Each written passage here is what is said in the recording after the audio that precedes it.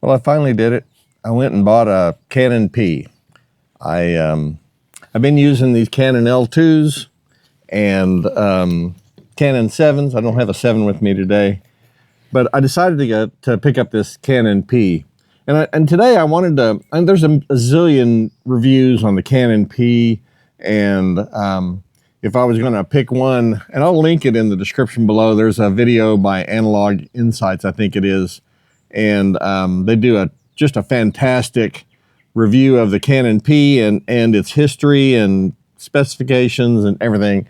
And I wouldn't even begin to pretend that I'm going to create something better than that. So I thought what would be a good idea today would be to kind of give you my impressions of it. You know, as a longtime film photographer and somebody who's used not only the Canon rangefinder cameras, a wide variety of them, plus the M leicas and screw mount leicas, and a number of cameras like that. So I thought I would kind of give you my first impressions. And the Canon P is true to its name, popular. It is super popular. People are buying them up right now, right and left. And I probably would not have bought this one, except that I got it at about half of what you would normally expect to pay for a Canon P. And it needed to have a CLA. It needed quite a bit of work. So I did that work on it. Got it all cleaned and lubed and adjusted. I've already shot one test roll with it. Actually, two test rolls. One of them is yet to be processed. And the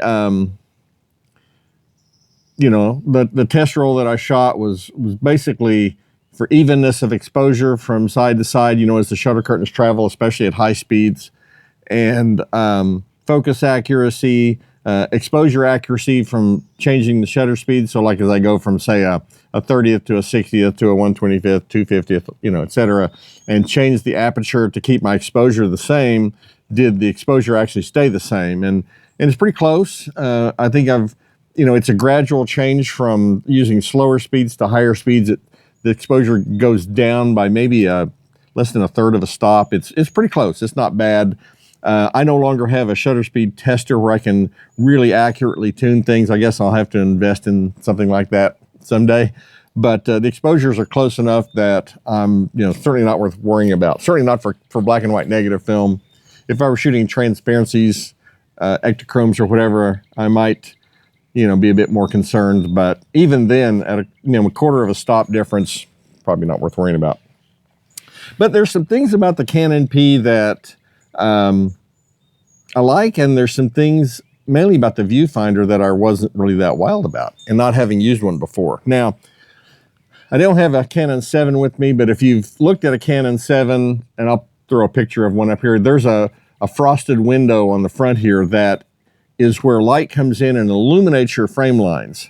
On the Canon P, there is no frame line illumination. The frame lines, and you probably can see them, they're actually, if you take this apart, there's right inside the rear window, there's another plate. I've read that it's plastic. It is a tiny bit yellowed, I guess you might say. I mean, it's very clear, but you can tell it's not absolutely clear. And it's got the frame lines printed on it in a reflective material. So the frame lines, when you look through this camera, are not projected from the front. The light for the frame lines isn't projected from the front. It's actually what light that reflects or enters around your eye at the eyepiece that's reflected off those frame lines. So the frame lines are not as bright as the Canon 7. And plus, they're all there at the same time. So in this camera, all of the frame lines are visible at the same time. And there's three sets. There's 35, 50, and 100 millimeter. And that's fine. But the thing that I found a little, I guess it's going to take some getting used to, is that when you look through the camera, you really have to think, okay, now what focal length am I using? The 50 millimeter frame lines seem to kind of mentally dominate for me. And so when I look through the camera, that's kind of what my eye seems to go to. And the 100 millimeter frame lines are, obviously smaller in the center. And then the 35 millimeter frame lines are all the way out at the edges. So I have to take, glasses off to shoot with one of these. And when I hold it up to my eye, I kind of have to look around, at look at the top and the sides and the bottom and everything to see the 35mm frame lines. They're all the way out at the edges. Now, all three frame lines are parallax corrected. I've heard some people say online that only the 50 and the 100mm frame lines are parallax corrected, but they all are. They all, move in a kind of a diagonal fashion to help you, correct parallax between the viewfinder and the lens. And that all works just fine, but the 35mm frame lines are really out there at the edge. Now, the Canon 7 is kind of like that. The 35mm frame lines are more towards the edge, but not quite as bad as the Canon P. And the frame lines are illuminated. One of the things you'll find with this camera in relatively low light is those frame lines, and mine are, they're very visible during, normal lighting conditions, but if you get into really low light, which from a practical standpoint, now we're at low light levels where you probably aren't going to be able to photograph anyway. But in really low light levels, the frame lines kind of are pretty dim, Whereas a camera like an M Leica or the Canon 7 that has the front projected frame lines, the frame lines are, even in fairly low light, are quite visible. So, if there's enough light coming in the viewfinder from the front for you to actually see an image, the frame lines are pretty much going to be there. Now, I've got a couple of these L2s. I really love these little cameras. They're, older than the Canon P. They look pretty similar though. They have the, the very similar kind of look. Obviously the P has a little bit bigger viewfinder. But the L1, the L2, the L3, they're all part of the 5 series, which would be the same as the 5T, which has the trigger wind on the bottom, or the 5L, which has the lever wind. They share pretty much the same viewfinder. And it's a little different in that you've got a little dial here that you can change from 35 to 50. And then there's this setting over here on the right that says RF. You can see it right there. RF basically means rangefinder. And so when you go to rangefinder, the image is magnified. They say the viewfinder image is about like a 135mm lens, but if you're trying to focus on something critical, you can switch over to RF, fine-tune your focus, and then switch back to whatever, either 35 or 50mm. Now this has no parallax correction, so you're just looking through a viewfinder, and when you change between 35 and 50, the image magnification changes. So at 50, the image is magnified, it's larger, and when you switch to 35, everything gets a little bit smaller. And since there's no parallax correction, basically everything in the viewfinder is your image. For the 35mm lens, like I'm using this little Lights 35 f3.5 Sumeron. With the 35 on this L2, especially unless you're shooting up something relatively close, if you're shooting scenics or anything that's at any kind of distance, really, the parallax is immaterial. And so I actually find shooting the 35 on this almost a little easier. I don't have to think about frame lines. I just frame and shoot. And even with the 50mm lens, it's kind of the same way. These little L2s are a great little camera. Now, the L2 only goes to a 500th of a second. It has cloth shutter curtains. And if you're a rangefinder aficionado, one of the things is that if you point a rangefinder camera at the sun with the thing focused on infinity and the lens wide open, you'll burn a hole in the shutter curtain. So it's important that when these cameras are like sitting in the seat of your car or somewhere the sun might shine on them on a table outside or something, that you, number one, close focus it all the way at a close focusing distance and stop the aperture down. Or just put a lens cap on it. But if you don't have a handy lens cap, then you want to do those things so that you don't end up burning a hole in the shutter curtain. Now, the nice thing about the Canon 6 series and the Canon P and the Canon 7 is they all have these stainless steel, black-coated stainless steel shutter curtains. And so you can't burn a hole in them. They do tend to get wrinkled, though, as I think you've seen on just about every video about Canon Ps and Canon 7s. They do tend to get wrinkled a little bit. But the Canon P is it's a great little camera. By the way, this shares exactly the same shutter mechanism as the Canon 7. And it's a durable, well-made camera. And so from a Canon 7 versus Canon P perspective, if looks aren't the factor, I love the sleek kind of look of this. If you're really more about functionality, not regarding the meter, because I don't know, a lot of the Canon 7s, the meters don't work. Both of mine do, but from a viewfinder standpoint, the Canon 7 wins, hands down. Better viewfinder, it's bigger, it's brighter, it's frame lines are you know, easier to see, and the frame lines are selectable. You can choose between 35, 50, and then there's an 85 and 100 selection, and then there's a 135 selection. So you can choose which frame lines you want, and you only see the frame lines you've selected. And so the Canon 7 wins hands down. How does this compare to, say, an M Leica, an M2, or an M3? Probably the M2 is a better comparison because the M2 also has 35 millimeter frame lines where the M3 does not. It starts at 50. The M2 has a manual frame counter. You have to manually reset it, kind of like this has. There's a little dial here at the very edge. You have to manually set your frame counter when you load a roll of film. You have to do that on an M2. It's not automatic, where this is automatic. The M2 has that classic take the bottom off, load from, even though it's got that little back door in the center, you have to load the film from the bottom of the camera, basically, and it's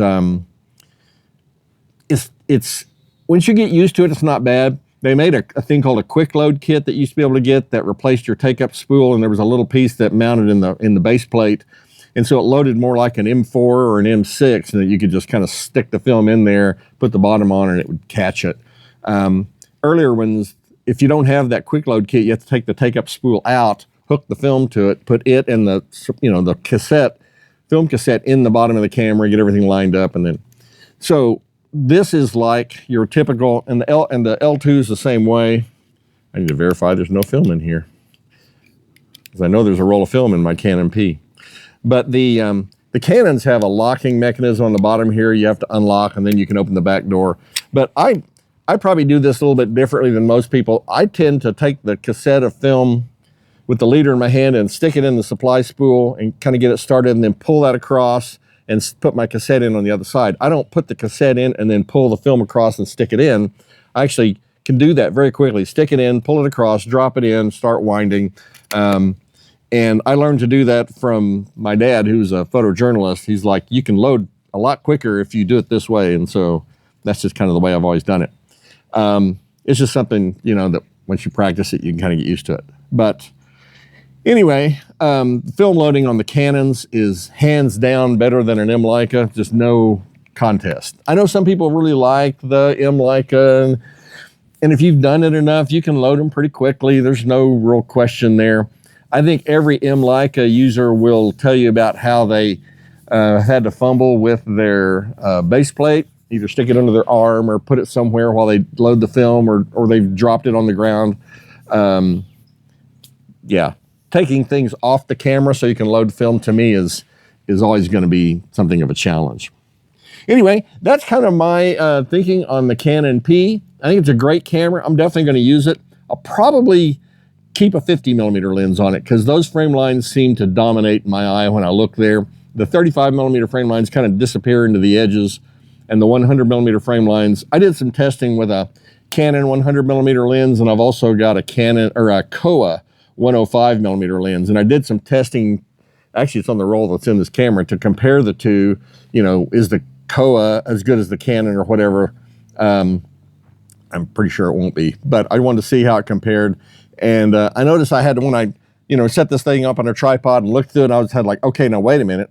Which frame lines am I looking at? Because there's a 100 millimeter lens, which I don't commonly keep on the camera.